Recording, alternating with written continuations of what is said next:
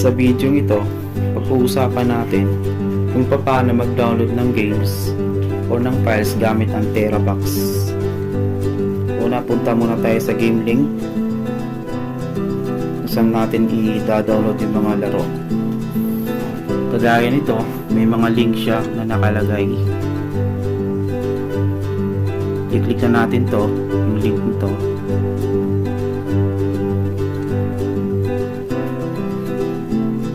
Ayan, makikita natin view in the Terabox app.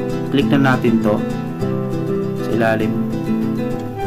Didiretso agad yan siya sa Play Store. Gawin natin, install na natin. Antayin na natin mag-install yan. At pag natapos na yan, saka na natin madadownload yung laro.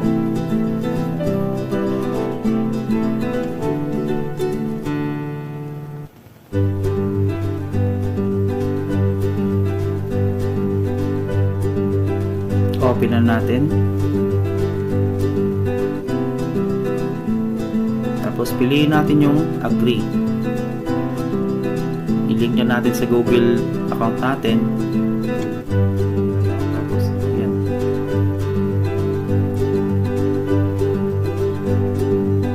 Dito naman gagawin natin, i-uncheck natin tong automatic photo backup tsaka yung video backup. Complete. Dito, skip na natin sa bandang ibabaw.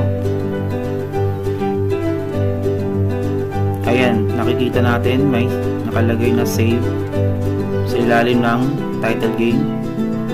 Click na natin yung save. Tapos save na natin dito. Pwede din natin gawa ng bagong folder kung saan natin isi-save yung files. Kaya nito, create.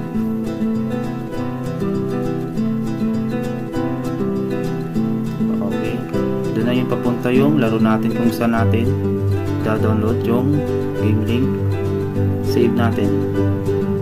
Antayin na natin.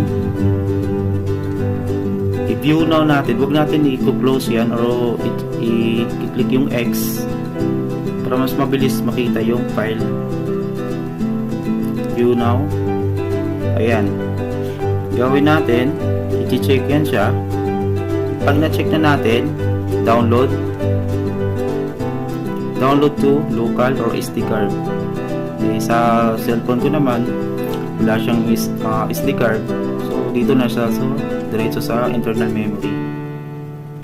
Click mo lang. Tapos, allow na natin. Click natin to, check natin para diretso yun. Ma-save yung files.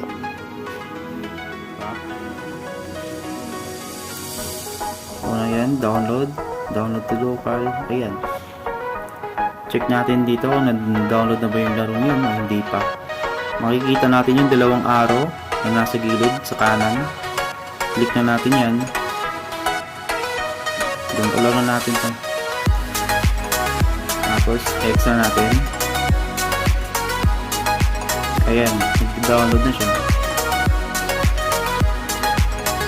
Tumatakbo na yung ano natin, dina-download. So, ibig sabihin, antayin na natin na kung kailan matapos yung laro.